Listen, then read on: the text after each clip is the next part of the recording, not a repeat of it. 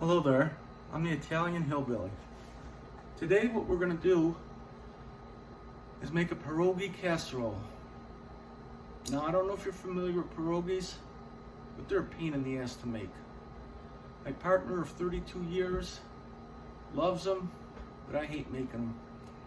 So what I do is make a casserole which he likes, so that way I only have to do pierogies once a year. Now along with that I do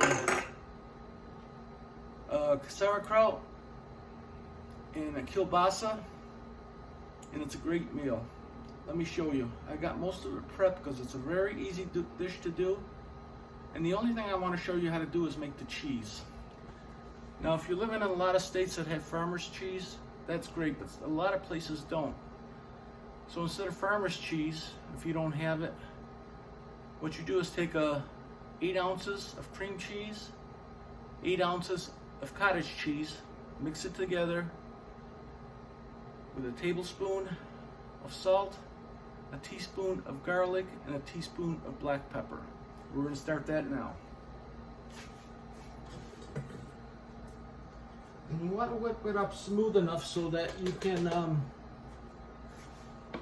just put it in a dish, casserole dish, without it being too hard. I'm putting it in my mixer right now. If you don't have a mixer, you can do it by hand. It's going to be a little tough, but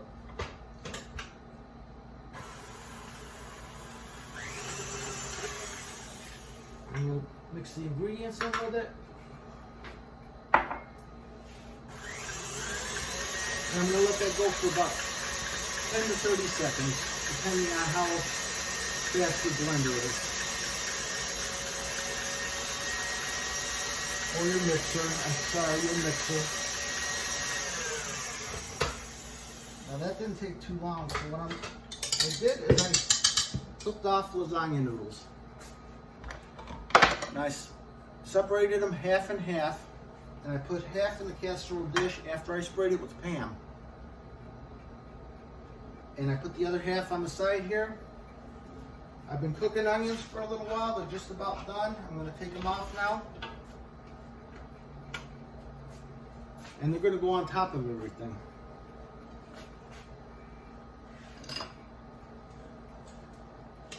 So I'm going to put a big blob in the middle of all of it and spread it out.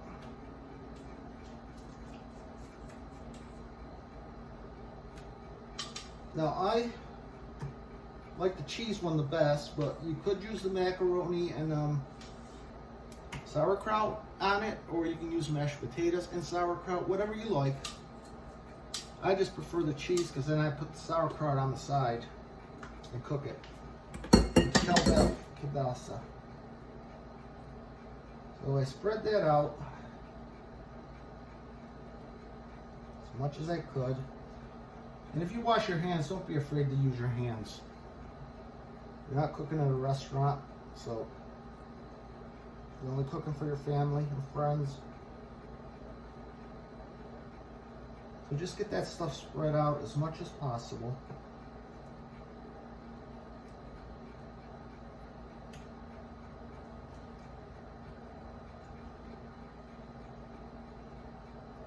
Now that looks great. This is what it's going to look like once it's done there. What I'm going to do next is get the rest of the lasagna and just layer it. Now you're going to have extra pieces, so what I'm going to do is crisscross them whatever way you want. Because this is an easy dish, it's not hard to make. You don't have to worry about making a mess or screwing it up. You can't screw it up. This is a very good recipe. I've used it for years.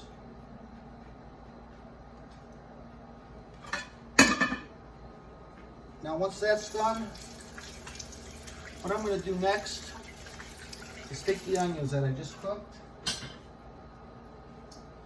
and I'm going to pour it on top. Now the onions, I took 1 large onion. The onion, it's a sweet onion. Now if you want cooking onions, you can do 3 or 4 of those. You just want enough to cover the top. Now what I did is put a half a stick of butter melted and a little bit of oil. You can use olive oil, you can use vegetable oil, whatever you prefer. And I'm going to put this in there.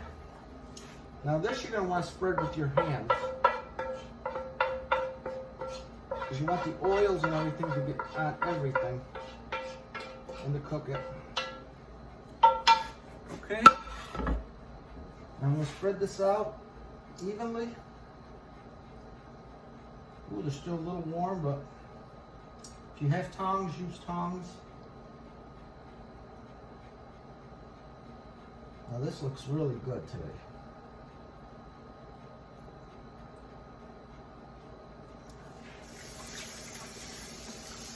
Now once I'm done with that, what I'm going to do is sprinkle some parsley over the top.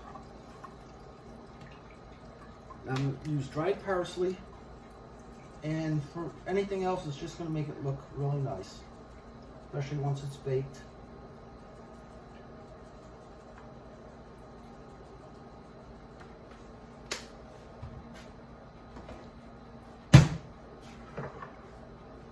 So we're done with that. Looks really nice. I'm going to take some foil.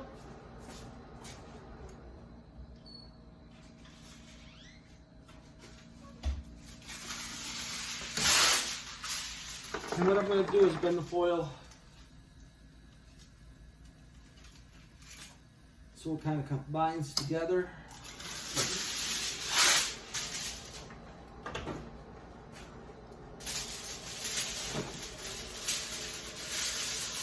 And I'm just going to crimp it together. And cover that.